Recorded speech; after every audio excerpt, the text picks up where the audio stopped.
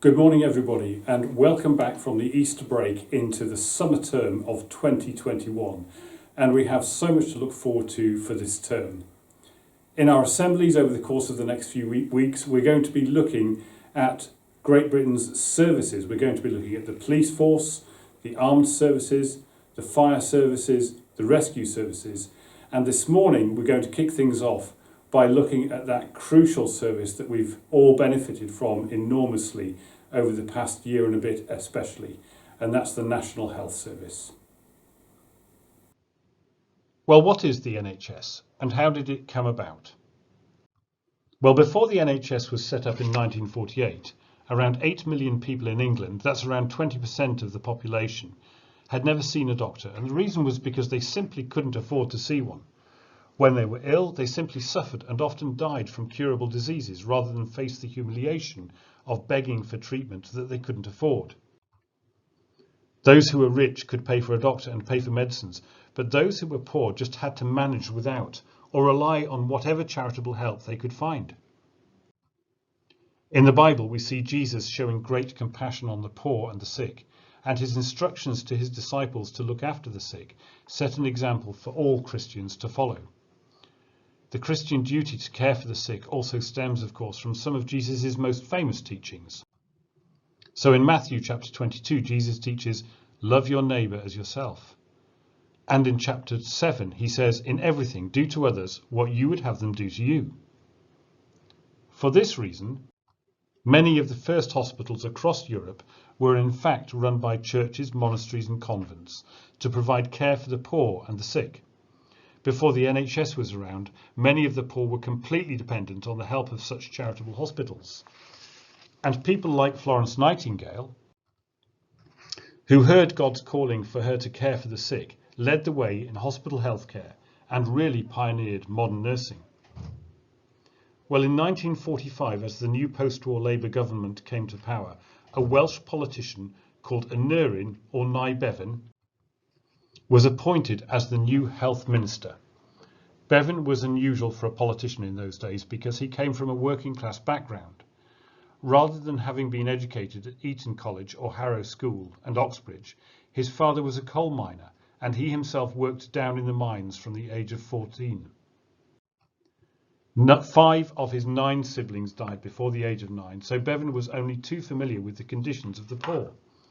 He was passionate, therefore, about establishing a national health service, a health service whereby people could get medical treatment for free when they were ill and needed it, and it didn't matter how much or how little money they had. Like now, the NHS was to be paid for through taxes, but medical treatment was to be completely free at the point of use.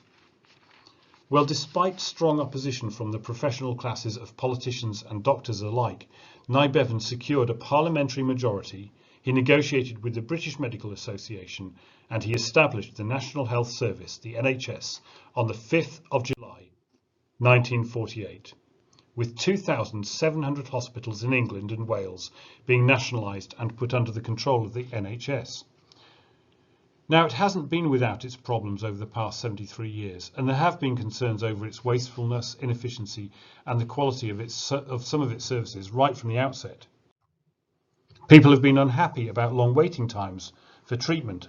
They've been unhappy about poor management with the NHS and overworked staff in many of our hospitals. But so successful has it been that no major political party has ever seriously challenged its existence, and it carries an exceptional reputation globally. Years ago, I remember rushing my wife to hospital just a few weeks after our youngest daughter was born, and my only concern was for my wife to survive and to get well again. I didn't have to think about how much a scan might cost or worry about what the bill might be for the hospital treatment and the care. Thankfully, I could rest knowing that she was being cared for by the very best doctors in the NHS, and that was a huge thing to be thankful for. When you break your arm and need to get it put in a cast, when we need emergency dental treatment, or when an ambulance comes for us after a road accident, we don't need to worry about having to pay a bill that we can't afford. It's easy then for us to take our NHS services for granted, but in numerous countries around the world, even now in 2021, there are people who can't get medical treatment simply because they can't afford it. Even in a wealthy country like America, millions of its citizens still struggle to pay medical bills, and they face either financial ruin or going without healthcare that they need. So whilst people agree that the NHS certainly isn't without its faults, the NHS is still an incredible blessing for the citizens of our country, and it's something that we support and protect.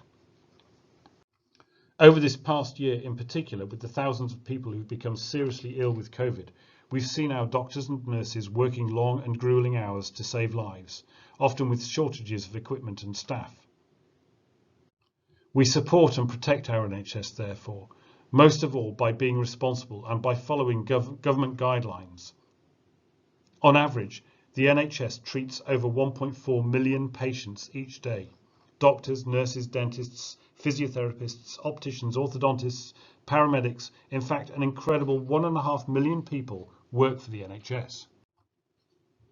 Well, let's finish now in prayer before a closing video from the NHS, which form tutors will find alongside the link that they were sent to this assembly.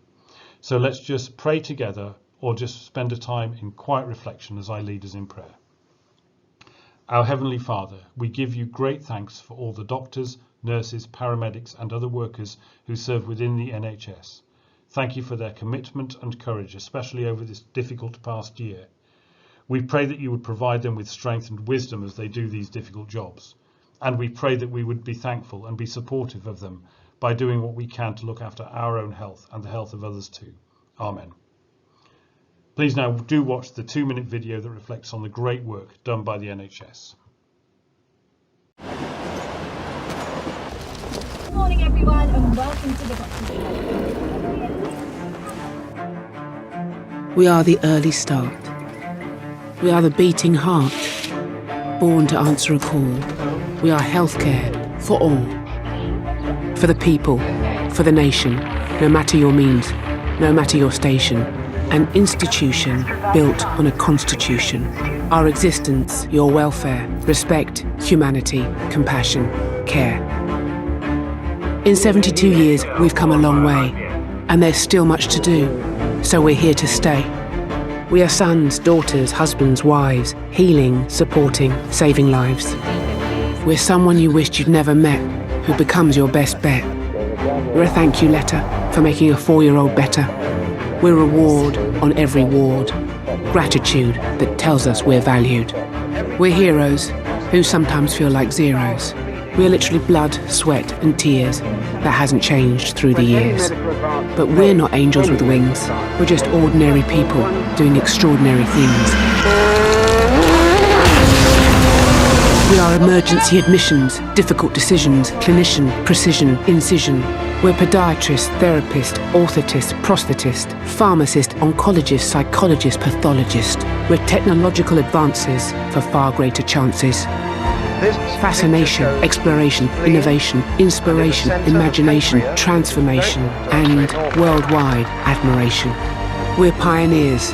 We're over 350 rewarding careers. We're your peers, doing something of significance that makes a real difference, asking you to reach inside the depths of you to find the truth of what you can do. Because we are you at your very best. We are the NHS.